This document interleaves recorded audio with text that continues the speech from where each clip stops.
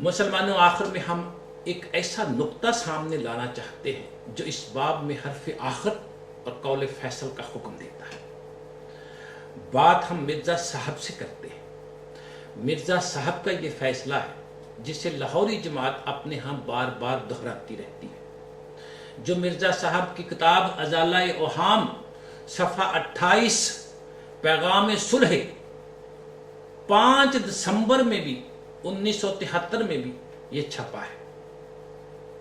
لکھا ہے، ہم پختہ یقین کے ساتھ اس بات پر ایمان رکھتے ہیں، قرآن شریف خاتم کتب سماواوی ہے اور ایک نقطہ اس کی شرائع، حدود، احکام، امر و معروف سے زیادہ نہیں ہو سکتا، نہ کم ہو سکتا ہے۔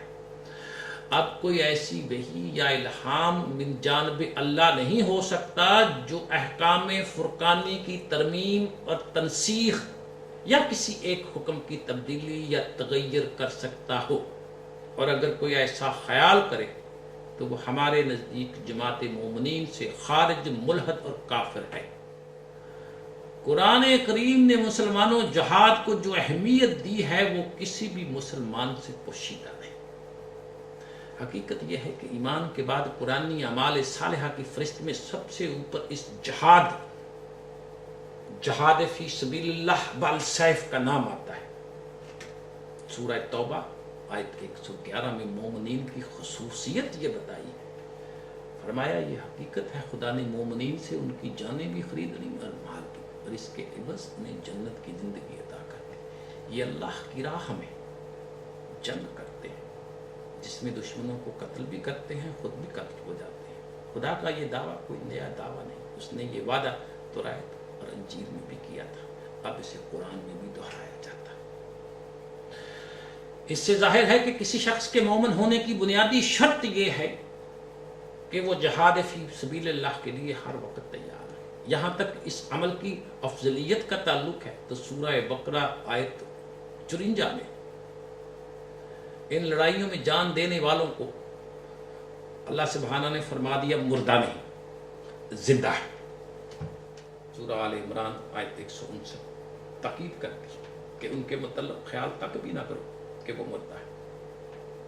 اور اس حکم کی محکمیت کے متعلق سورہ توبہ آیت 39 میں اللہ سبحانہ نے فرما رہی ہے اگر تم جنگ کے لیے نہ نکلے، جہاد نہ کیا تو تمہیں علم انگیز سزا ملے گی، خدا تمہاری جگہ کسی اور قوم کو لا کھڑا کرے گا، تو اس کا کچھ بھی نہ بگاڑ سکو گے۔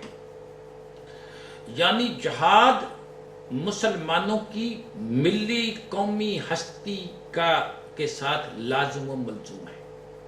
اگر ان میں یہ جذبہ جہاد نہ رہا تو ان کا وجود بھی باقی نہیں رہا گا۔ قرآن کریم میں جہاد فی سبیل اللہ کے متعلق اس قسم کی متعدد آیات ہیں، اس کی تاکید کی گئی ہے، اس کی فضیلت بیان کی گئی ہے۔ اس کے متعلق مرزا صاحب نے جو کہا، بقول ان کے جہاد کو حرام قرار دینے کے سلسلہ میں انہوں نے کہا کہ میں نے اتنا کچھ لکھا ہے جس سے 50 الماریاں بھر جائیں، اور جہاد کا حکم تو مرزا صاحب قرآن میں موجود ہے، ایک جگہ نہیں متعدد مقامات پر ہے۔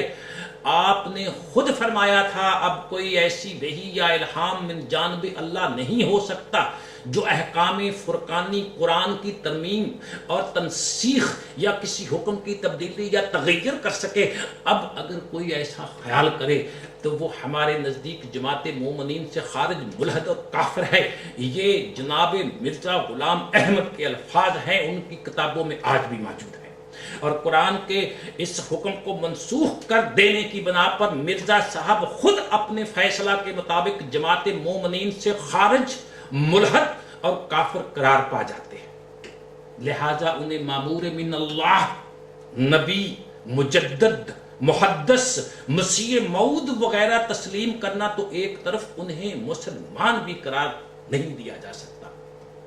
نہ صرف انہیں بلکہ جو شخص انہیں مسلمان تسلیم کرے خود اسے بھی مسلمان قرار نہیں دیا جا سکتا ان کے بیان کے مطابق۔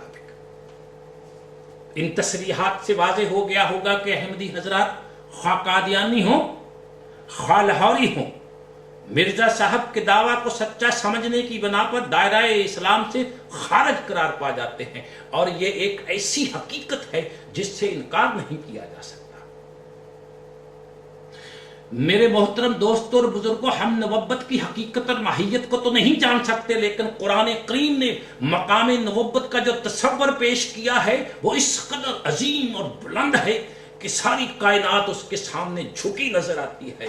ارے نبوت کا مقام اس قدر عظیم المرتبہ ہے، اس کے تصور سے روح میں بالیدگی، نگاہوں میں بصیرت، ذہن میں جلا، قلب میں روشنی، خون میں حرارت، بازوؤں میں قوت، ماحول میں درخشندگی، فضا میں تابندگی، کائنات کے ذرہ ذرہ میں زندگی کے اظہار نمودار ہو جاتے ہیں۔ ارے نبی کا پیغام انقلاب آفرین، دین و دنیا کی سرفرازیوں، سر بلندیوں کا امین ہوتا ہے۔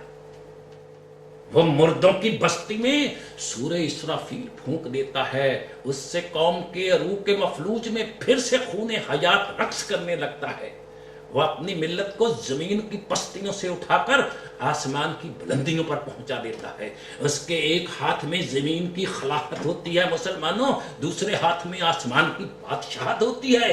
وہ اپنی ہوش ربا تعلیم، محیر العقل علم سے باطل کے تمام نظاموں کی دھجیاں اڑا دیتا ہے۔ اس سے زندگی ایک نئی کروٹ لیتی ہے۔ اس کا سارا نظام ضابطۂ خداوندی پر مشتمل ہوتا ہے۔ آرزوئیں آنکھیں کھول اٹھتی ہیں، ولولے جاگ اٹھتے ہیں، ایمان کی حرارتیں دلوں میں سوز اور جگر میں گداز پیدا کر دیتی ہیں، روح کی مسرتوں کے چشمے ابلتے ہیں، قلب و جگر کی نورانیت کی سوتیں پھوٹتی ہیں، تازہ امیدوں کی کلیاں مہکتی ہیں، زندہ مقاصد کے غنچے چٹکتے ہیں۔ اس خوش بخت قوم کا صحن چشم دامان باغاں بن جاتا ہے۔ وہ تو فردوسی منظر پیش کرتا ہے۔ حکومت الہیہ کا قیام اس کا نصب العین، قوانین خداوندی کا نفاذ اس کا منتہا ہوتا ہے۔ جب اس کے ہاتھ خدا کی بادشاہیت کا تخت جلال بچھاتا ہے تو باطل کی ہر طاغوتی قوت پہاڑ کے غاروں میں چھپ جاتی ہے۔ جور و استبداد کے کسر زمین بوس ہو کر اس کے سنگریزے سجدے کرنے لگتے ہیں، طغیانیاں سرکشی کے آتش کدے ٹھنڈے پڑ جاتے ہیں۔ وہ اپنے ساتھیوں کی قدوسی جماعت کے ساتھ اعلان کلمت الحق کے لیے باہر نکلتا ہے تو فتح نصرت اس کی رکاب چومتی ہے، شوکت و حشمت اس کے جلوے میں چلتی ہے۔ سرکش اور خود پرست قومیں خدائے واحد کا کلمہ پڑھتی ہے۔ خدا اور اس کے فرشتے ان انقلابی آفرین ملوکیتی کارناموں پر تحسین و تبریک کے پھول پھینکتے ہیں۔ ان اللہ و ملائکتہ یسو اللہ نبی، یہ تھا مقام نبوت جسے ہم نے شمع قرآنی کی اقتباس ضیاء کے بعد اپنے الفاظوں میں پیش کیا۔ اس کے بعد ہمارے سامنے ایک مدعی نبوت آتا ہے جس کی ساری عمر انگریزوں جیسی ابلیسی سیاست کی حامل قوم کی غلامی کی تلقین و تائید میں گزرتی ہے۔ وہ لیفٹیننٹ گورنر بہادر کو درخواستوں پہ درخواستیں کرتا ہے کہ میں نے آپ کی اس قدر خدمت کی، آپ اس کے صلے میں میری حفاظت کریں، خصوصی مراعات دیں۔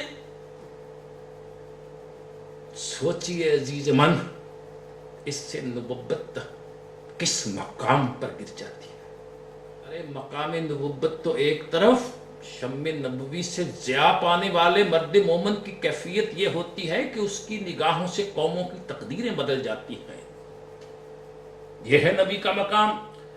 ایک اللہ کے سوا کسی کا خوف اس کے دل تک نہیں پہنچتا۔ دنیا کی بڑی بڑی قوتیں اس کی شمشیر جگر دار کے سامنے لرزہ بے اندام ہوتی ہیں۔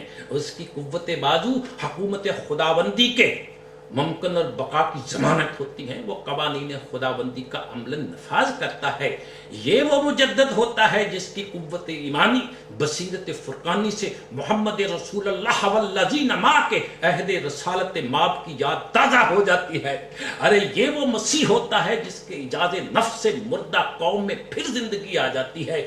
یہ وہ مہدی ہوتا ہے جو خود اللہ کے صراط مستقیم پر گامزن ہو کر ساری دنیا کے لیے ہدایت کا نمونہ بنتا ہے۔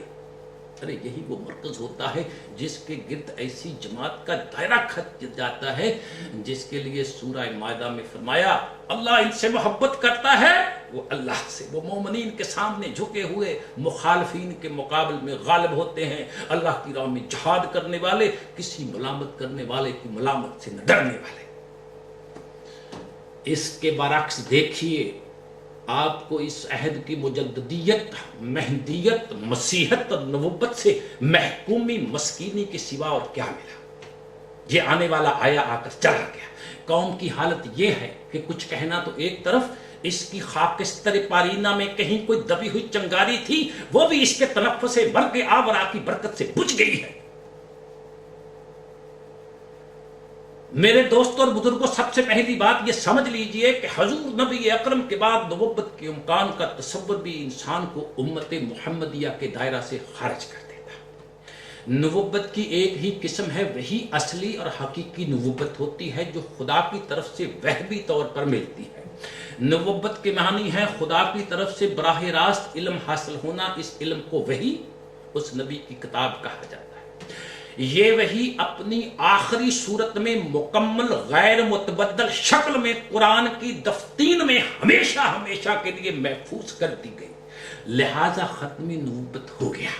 اب اگر کوئی شخص قرآن کریم کے حکم کو منسوخ کرنے کا دعویٰ کرتا ہے تو وہ مدعی نبوت ہے، لہذا جھوٹا اور خدا کے خلاف افترا کرنے والا، بروزی، ذلی، تدریجی، اتباعی نبوت کا تصور قرآن کے خلاف ہے۔